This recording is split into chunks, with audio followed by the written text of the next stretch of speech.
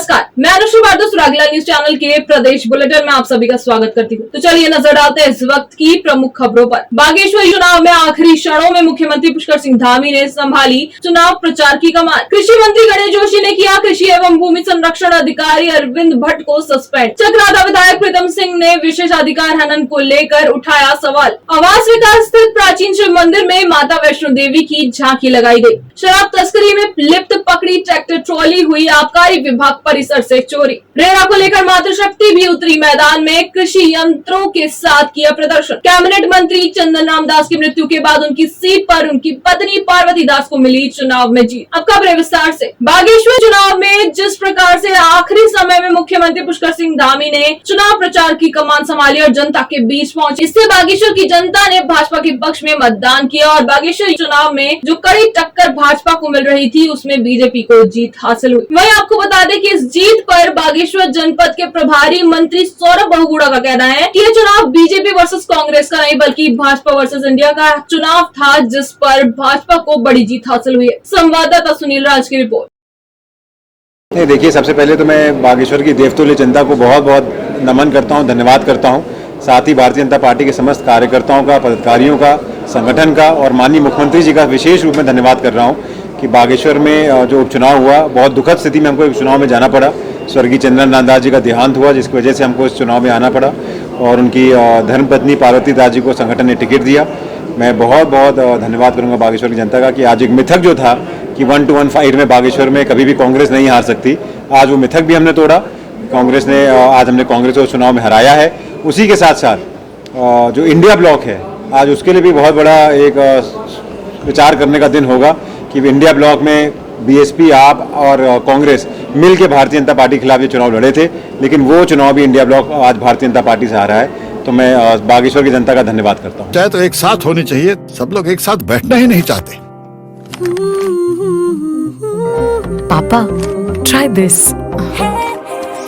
लो, सब लपक लिए।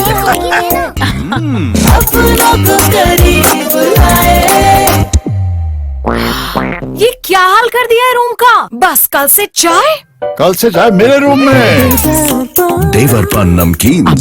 कृषि मंत्री गणेश जोशी ने कृषि निवेशकों के वितरण में लापरवाही बरतने पर कोटद्वार के कृषि एवं भूमि संरक्षण अधिकारी अरविंद भट्ट को सस्पेंड करने के आदेश दिए। मंत्री गणेश जोशी ने कहा कि सरकारी कार्यों में किसी भी तरह की लापरवाही बर्दाश्त नहीं की जाएगी। आपको बता दें कि 2 दिन पहले सोशल मीडिया पर एक वीडियो वायरल हुआ जिसमें दिखाया गया कि काश्तकारों को बांटी जाने वाली दवा सड़कों पर लावारिस पड़ी है, जबकि काश्तकारों को दवा का वितरण हुआ ही नहीं, जिस पर विभागीय मंत्री गणेश जोशी ने इस मामले का स्वयं संज्ञान लिया और महानिदेशक कृषि व बागवानी को जांच के आदेश दिए हैं। संवाददाता सुनील राज की रिपोर्ट।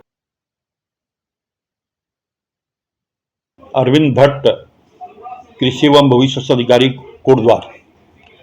कल मुझे सोशल मीडिया के माध्यम से, चैनल के माध्यम से जानकारी मिली, नमामि गंगे के तहत जो खाद किसानों को तक पहुंचानी थी, जिसकी जिम्मेदारी इनकी थी, इनके द्वारा मात्र रोड पर डालकर छोड़ दिया गया। जब उच्च अधिकारियों द्वारा इनसे स्पष्टीकरण मांगा गया, उन्होंने इसका कोई जवाब नहीं दिया।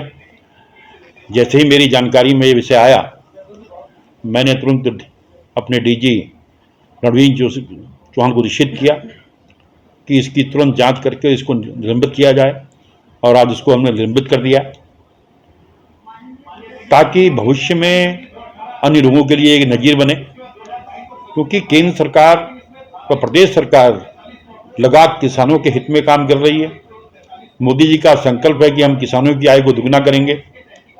हमारी सरकार का भी संकल्प है कि 2025 में जब हमारा राज्य 25 साल का होगा, हम किसानों की आय को दुगनी करेंगे।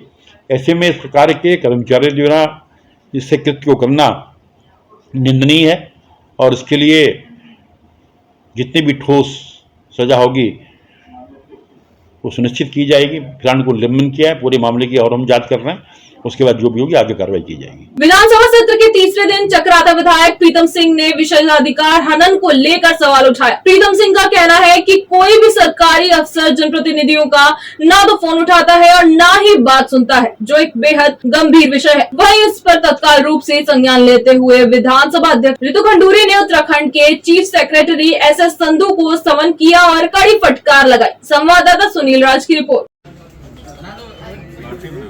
ऐसा लगातार विशेषाधिकार हनन का मामले आ रहे हैं और बार बार मैं कुछ ना कुछ निर्देशित कर ही रही हूँ सरकार को।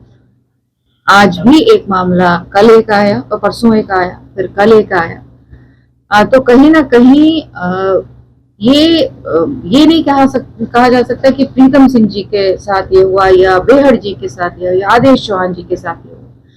ये एक इंस्टीट्यूशन के साथ हो रहा है। We are part of an institution, हम एक इंस्टीट्यूशन का हिस्सा है। वो पवित्र जगह है, वो जनता से जीत कर विधायक आता है और विधायक उस जनता को रिप्रेजेंट करता है। वो इस सोसाइटी में, इस समाज में वो पूरी अपने कॉन्स्टिट्यूएंट्स को रिप्रेजेंट करता है, जीत कर आता है। और उसका काम है कि वो अपनी चीजों को अफसरों से बात करे, उनके लिए लड़ाई लड़े, उनसे चीजों को मांगे। और अगर अफसर फोन उठाने को तैयार नहीं है तो ये बहुत दुर्भाग्यपूर्ण है। तो इसलिए आज चीफ सेक्रेटरी साहब को बुलाया गया था और उनको मैंने बहुत ही कड़े शब्दों में ये बात कही है कि मैं तो चिट्ठी लिखने ही जा रही हूँ। मैंने निर्णय कर रखा है कि मैं मसूरी एकेडमी हो, आईपीएस एकेडमी हैदराबाद हो, पीसीएस एकेडमी नैनीताल हो, इंजीनियर्स की अगर कोई इंजीनियर्स जो हमारे यहाँ उनका कुछ है, मैं सबको बहुत कड़ा पत्र लिखने वाली हूँ कि व्यवहार अच्छा होना चाहिए। ये हमारा संस्कार है, ये उत्तराखंड है। यहाँ हम लोगों को सोच समझ के करना चाहिए, व्यवहार अच्छा होना चाहिए और प्रोटोकॉल वाइज ऑल्सो। प्रोटोकॉल है विधायक का, तो प्रोटोकॉल हमें देना पड़ेगा, अफसरान को देना पड़ेगा। उन्हें मेरी शक्ल पसंद है, चाहे उन्हें मेरी शक्ल पसंद नहीं है, दैट इज इररेलेवेंट। आप रितु खंडूरी भूषण को नहीं दे रहे हैं प्रोटोकॉल, आप इस कुर्सी को दे रहे हैं। और इस कुर्सी की इज्जत, इस कुर्सी की पवित्रता बचाना हम सबका काम। कुर्सी में कोई भी बैठा हो सकता है, लेकिन इस कुर्सी को हमें सम्मान देना होगा। जब तक हम कुर्सी को सम्मान नहीं देंगे तो कोई बनाना रिपब्लिक नहीं है हिंदुस्तान कि कुछ भी बोल दो, कुछ भी कर लो, कोई नियम फॉलो ना हो, ये नहीं चलेगा। सदन के अंदर सम्मानित विधायक लगातार विशेषाधिकार हनन की सूचना देते रहे हैं और विधानसभा अध्यक्ष द्वारा सरकार को निर्देशित भी किया गया है, लेकिन सरकार द्वारा उसका संज्ञान नहीं लिया जा रहा है, जिस वजह से अधिकारी बिल्कुल निरंकुश है। और उसी कड़ी में आज विशेषाधिकार हनन का प्रस्ताव मेरे द्वारा सदन के अंदर रखा गया। विधानसभा अध्यक्षा जी ने उसे गंभीरता से लेते हुए चीफ सेक्रेटरी को भी बुलाने का काम किया है। अब देखते हैं कि इस पर क्या कार्रवाई होती है। आबकारी विभाग ने बीते दिनों शराब तस्करी में लिप्त एक ट्रैक्टर ट्रॉली को पकड़ा था। इस ट्रैक्टर ट्रॉली को जिला आबकारी विभाग के परिसर में खड़ा किया गया था। 2 दिन पहले परिसर में खड़ा यह ट्रैक्टर चोरी हो गया, जिसके बाद इस मामले में पुलिस की कई टीमें जांच में जुटी हुई हैं। आपको बता दें कि जांच के दौरान संदिग्ध पाए जाने पर पुलिस ने 2 अभियुक्तों को गिरफ्तार किया, जिसमें आबकारी विभाग के सहायक आबकारी आयुक्त पन्नालाल को हिरासत में ले लिया गया था। बाद में पन्नालाल की निशानदेही पर पुलिस ने बाजपुर के हरप्रीत सिंह के घर पर दबिश देकर चोरी किया गया ट्रैक्टर बरामद कर लिया। पुलिस ने पन्नालाल और हरप्रीत सिंह को गिरफ्तार कर लिया है और वहीं एक अभियुक्त फरार चल रहा है, जिसको लेकर पुलिस जगह जगह दबिश दे रही है। संवाददाता दुर्गेश तिवारी की रिपोर्ट। हमारे हाथ जो मेन अक्यूज्ड है वो के बीच में डीलिंग होती है। जो मैं जानना चाहूंगा कि आबकारी विभाग में सहायक आबकारी आयुक्त असिस्टेंट कमिश्नर पन्नालाल शर्मा, तो वो इसका मास्टरमाइंड है। वो जो है अभियुक्तों के साथ सांठगांठ करता है और वो जो है उनके साथ सांठगांठ करके और इस प्रकार जो है एक कॉन्स्पिरेसी रचा के वो एक्टिव रूप से शाही देखे हुए अपने ही कार्यालय से एक राजस्व संपत्ति माना जाता है इसको, उस ट्रैक्टर को बदलवाता है। ये मास्टरमाइंड है। तो आज जो है कुल मिला के अच्छी कार्रवाई करते हुए हमने 2 लोगों को अरेस्ट किया है। आबकारी सहायक आयुक्त पन्ना लाल शर्मा और एक गुरप्रीत सिंह तो प्रोफेशनल क्रिमिनल है, कई आबकारी के मुकदमे उसके पास है। तो आज 2 लोगों को गिरफ्तार कर लिया गया है और उनकी निशानदेही में ये जो नया ट्रैक्टर है जिसको इन्होंने गायब कर दिया था उसको हमने बरामद कर दिया है और पुनः जो है ट्रस्ट हमने एस्टेब्लिश किया है। और भी लोग हैं जो इस घटना में इन्वॉल्व है, उनकी भूमिका हम एग्जामिन कर रहे हैं और सख्त से सख्त कार्रवाई करेंगे और अच्छी केस बिल्ड करके हम कन्विक्शन की तरफ ले जाएंगे। Thank you. रुद्रपुर आवास विकास स्थित प्राचीन शिव मंदिर में माता वैष्णो देवी की झांकी लगाई गई, जिसमें हजारों की संख्या में भक्तजन दर्शन के लिए पहुंचे। आपको बता दें, इस दौरान मुख्य अतिथि प्रदेश संगठन मंत्री विकास शर्मा व उद्योगपति हरीश मुंजाल ने फीता काटकर झांकी दरबार का उद्घाटन किया। संवाददाता दुर्गेश तिवारी की रिपोर्ट। हमारे जजमान के साथ नाचते गाते हुए उन्हें पूरी यात्रा करवा रहे हैं। अच्छा ये इन्होंने किया है शिव मंदिर वालों ने, बहुत ही अच्छा। पहले कभी ये आज से 10-15 साल पहले लगती थी झांकी हमारे 5 मंदिर में। इन्होंने यहाँ बहुत अच्छा काम किया है। जो लोग वैष्णो देवी नहीं जा सकते वो बेचारे यहाँ परिवार के साथ आके दर्शन करें और इसका लाभ ले सकते हैं। बहुत ही बढ़िया किया। भगवान श्री कृष्ण का जन्म उत्सव है और बड़ी धूमधाम से पूरे देश में मनाया जा रहा है। उसी के तहत हमारे यहाँ शिव शक्ति मंदिर में माँ वैष्णो की झांकी बनी है। बहुत सुंदर झांकी यहाँ बनाई गई है। यहाँ बाणगंगा का निर्माण किया गया है, हाथी मत्थे का निर्माण किया गया है, बर्फ वाली गुफा का निर्माण किया गया है, भैरव बाबा का निर्माण किया गया है।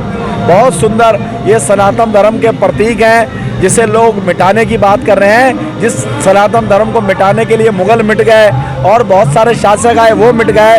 ये अमर हमारा धर्म है, सनातन धर्म, ये कभी मिट नहीं सकता और उसकी छाप आज पूरे शहर में दिख रही है। जगह जगह भगवान श्री कृष्ण का ऐसा जन्म उत्सव मनाया जा रहा है। लोग घरों से निकल के भगवान श्री कृष्ण का जन्म उत्सव मना रहे हैं। मैं श्री कृष्ण से, श्री हरि से उनके चरणों में विनती करूंगा, ऐसे दुष्ट लोगों को सद्बुद्धि दें जो सनातन को खत्म करना चाहते हैं। श्री हरि ने शुद्ध बुद्धि देके उन्हें सही रास्ते में लगाएं। श्री हरि के चरणों में प्रार्थना करता हूँ। चाहे तो एक साथ होनी चाहिए, सब लोग एक साथ बैठना ही नहीं चाहते।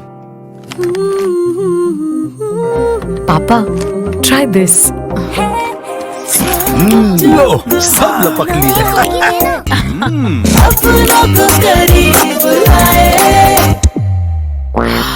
ये क्या हाल कर दिया है रूम का? बस कल से चाय मेरे रूम में।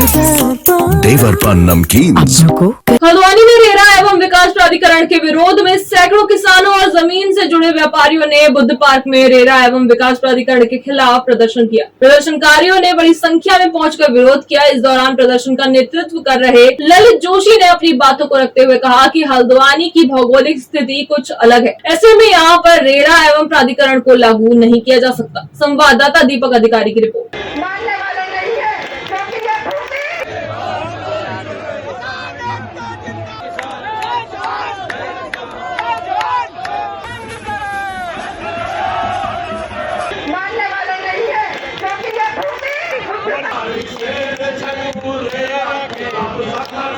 हम सरकार से कह रहे हैं अपना काला कानून वापस ले। हमारी जमीनों पे हमारा हक है। हमें किसी की कुछ नहीं चाहिए, ना टीचम सिटी चाहिए, ना हमें रेरा कानून चाहिए। अपने कानून वापस ले ले। हम किसान हैं, हम अपनी जिंदगी जैसे जीते हैं वैसे सही है। हमें किसी के ऊपर नहीं, हम अपने बच्चे अपनी जमीन से पालते हैं। रेरा प्राधिकरण सबसे अहम मुद्दा गोला पार्क का ट्विन सिटी का है। जिस तरह से बार बार अखबार के माध्यम से हमारे द्वारा पूछा गया है और जिस तरह मौन धारण किया जा रहा है, गोला पार्क के अधिग्रहण का सिस्टम हमें समझ में आ रहा है कि तैयारी चल रही है। किसान अपनी जान तो दे देगा अगर हमारी लाशों पर ट्विन सिटी बनानी चाहते हैं। ट्विन सिटी हमारी लाशों पर बनाना चाहते तो बना लीजिए, हमारी बॉडी के ऊपर आप शहर बसाइए। हम बिल्कुल किसी कीमत पर भी ट्विन सिटी नहीं बनने देंगे, भले कुछ भी हो जाए। और रेरा और प्राधिकरण, रेरा जैसा नियम जो हम पे लागू कर दिया गया, हम पे थोप दिया गया, हम किसी कीमत पर बर्दाश्त नहीं करेंगे। 30 फुट की पट्टियां हैं, 40 फुट की पट्टियां हैं, कैसे किसान 30 फुट की रोड दे देगा? 1-1 किलोमीटर लंबे चीरे हैं। भौगोलिक परिस्थिति को लागू किए बिना, देखे बिना आपने अंदर ऐसी कमरों में बैठ के नियम हम पे ला दिए। हम इसको बिल्कुल बर्दाश्त नहीं करेंगे। ये किसान के सिर के ऊपर से पानी निकल चुका है। किसान निकल के बाहर आया है। आज हमारा प्रदर्शन है, इसके बाद हम 72 घंटे का अल्टीमेटम देंगे, उसके बाद हम एक बहुत बड़ी महापंचायत करेंगे जिसमें हजारों की संख्या में लोग होंगे। 25 दिनों से लगातार किसान रेरा के विरोध पर लड़ रहे हैं, क्योंकि 30 फुट की, जहाँ पर 30 फुट की चौड़ाई है, भाबरी क्षेत्र हमारा ऐसा है कि यहाँ पर किसी भी हालत में, किसी भी कंडीशन में जो है रोडें नहीं बन सकती। 30 फुट की, अगर 50 की गहराई है तो 30 फुट की अगर रोड बनेगी तो केवल 20 फुट जमीन आपके पास रह जाती है। हमारे बाप दादाओं ने, पितरों ने जो जमीन हमें दी थी, उस जमीन में कब्जा करने का इनका क्या मतलब होता है? 90 साल की जब महिलाएं इनको वोट देने जाती है, उन्हें ये भी पता नहीं होता कि वो घर जा पाएंगे या नहीं जा पाएंगे। उसके बाद भी सरकार को चुनती है, क्या सिर्फ इसलिए कि कल उनके आने वाले बच्चों के लिए नासूर बन जाए?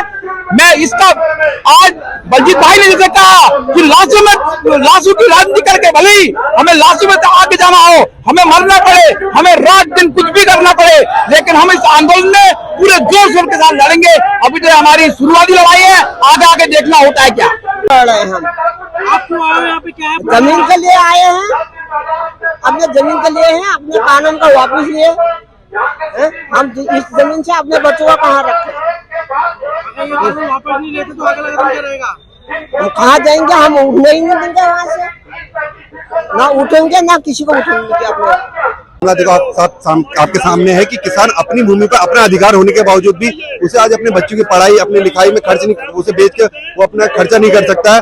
तो सरकार ने बिल्कुल हिटलरशाही कानून अपना रखा है, जो कि बहुत ही गलत है। क्या एक बात बताइए, अगर किसी के बच्चे को आगे पढ़ने जाना है, उसके पास अगर जमीन, पैसे नहीं है और उसके पास जमीन है, क्या वो अपनी जमीन बेच नहीं सकता? अरे मैं कह रहा हूँ उसको बेचने का अधिकार तो होना चाहिए। और मैं कहता हूँ कि किसान को यह अधिकार तो है कि वो उत्तराखंड निवासियों को ही बेचे जमीन, जरूरी नहीं कि बाहर के लोगों को यहाँ बसाए। तो ये जमीन उसका अपना अधिकार है और वो अपने अधिकार को जमीन में बेचना चाहिए। ये हमें लाने की जरूरत इसलिए पड़ी कि किसान आ रहे हैं, मगर सरकार को कोई जू नहीं है कि कोई हम इसके आंदोलन के खिलाफ है। ये रेरा के अधिनियम के खिलाफ है और ट्विन सिटी के भी खिलाफ है। और हमारी भूमि, हमारा अधिकार होना चाहिए, ना कि सरकार का। हमें किसी चीज के लिए जरूरत पड़ती है तो हम अपनी जमीन बेच सकते हैं। अगर ये हमारी जमीन ले लेंगे तो हम कहाँ जाएंगे, कहाँ बच्चों की पढ़ाई कराएंगे? आजकल पढ़ाई इतनी महंगी है कि कुछ ना कुछ करके ही बच्चों को पढ़ाया जा सकता है। कैबिनेट मंत्री चंदन रामदास की मृत्यु के बाद खाली बागेश्वर सीट पर भाजपा ने उनकी पत्नी पार्वती दास को कैंडिडेट बनाया। उपचुनाव में 14 राउंड की गिनती के बाद भाजपा कैंडिडेट पार्वती दास को 33,247 मत मिले, जबकि कांग्रेस कैंडिडेट बसंत कुमार को 29,382 मत मिले। संवाददाता हेमंत सिंह मेहरा की रिपोर्ट। आज के लिए बस इतना ही। प्रदेश से जुड़ी सभी खबरों को जानने के लिए जुड़े रहिए सुरागला न्यूज चैनल से। धन्यवाद।